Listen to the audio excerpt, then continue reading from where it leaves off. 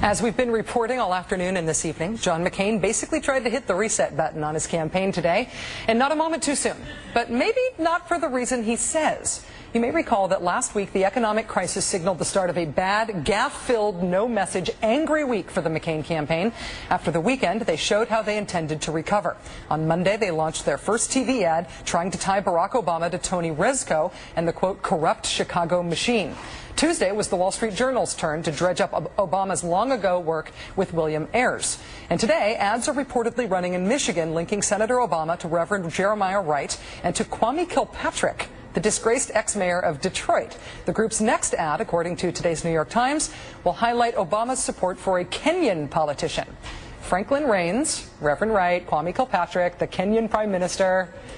You think there's a point they're trying to make here? McCain folks may know something I don't about how effective these ads will be, but strategically it's important to note that this guilt by association lowball opens the way for a return volley. And in the middle of an economic crisis, if the McCain campaign is opening the door to shady associations, don't we go instantly to the Keating Five?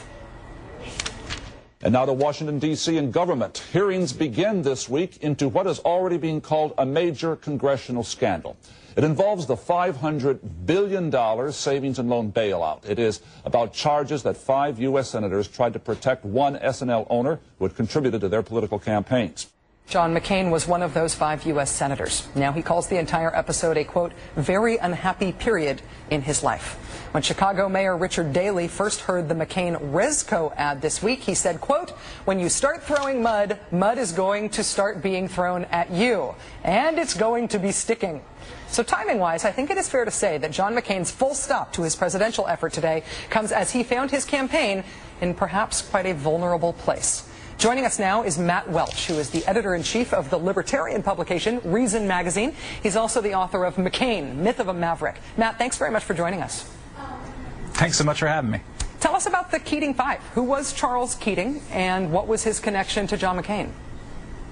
Charles Keating was a freak of nature, a 6'5" former Navy pilot turned anti-obscenity crusader, and most importantly for our discussion, he was John McCain's first single most important political backer when McCain dropped into the state of Arizona for the first time of his life and ran for Congress. He was responsible for about 1/3 of McCain's full campaign fundraising for his initial congressional career, and introduced him to sort of the rich society of booming Phoenix, Arizona, at a time when McCain needed all the connections that he could get.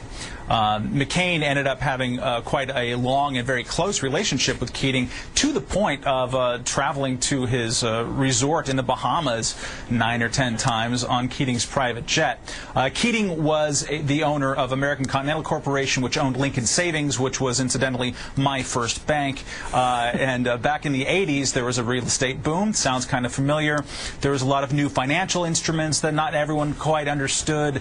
Interest rates were low. A lot of eerie similarities to our situation right now.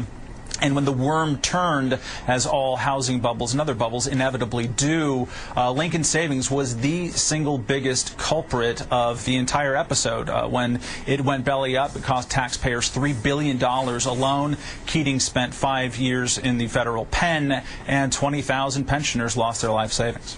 You mentioned the real estate boom, the new financial instruments that people didn't necessarily understand, the multi-billion-dollar taxpayer bailout of the institution. There are a lot of similarities here. What about what John McCain got in trouble for? What his association with Keating was more than just personal. Yes. In 1987, 5 senators, John McCain, Alan Cranston, Dennis DeConcini, and Don Regal, and McCain, all met with federal regulators who were investigating Charles Keating and Lincoln Savings for a variety of violations, some of them quite serious and criminal.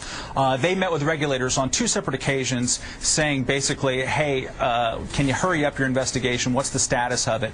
Those kind of meetings were very, very unusual. The regulators, investigators felt pressured and they immediately turned around and reported that to the House and the Senate, right at the time that the savings and loans were going belly up in the late 80s.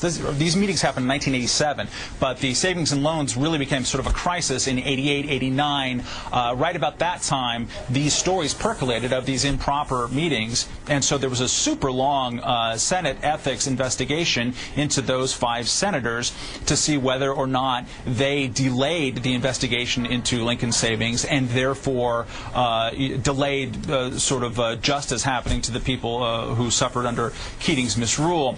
Eventually, they came out and basically slapped John McCain and John Glenn on the wrist, accusing them of poor judgment and nothing else. The other 3 senators received more serious smacks in the behind, if you will. McCain was the only one to remain in the Senate for more than 6 years. 3 eventually did not run for re-election. I think John Glenn did. And McCain, which he's described as the lowest point of his life, lower than even his prison time in Hanoi.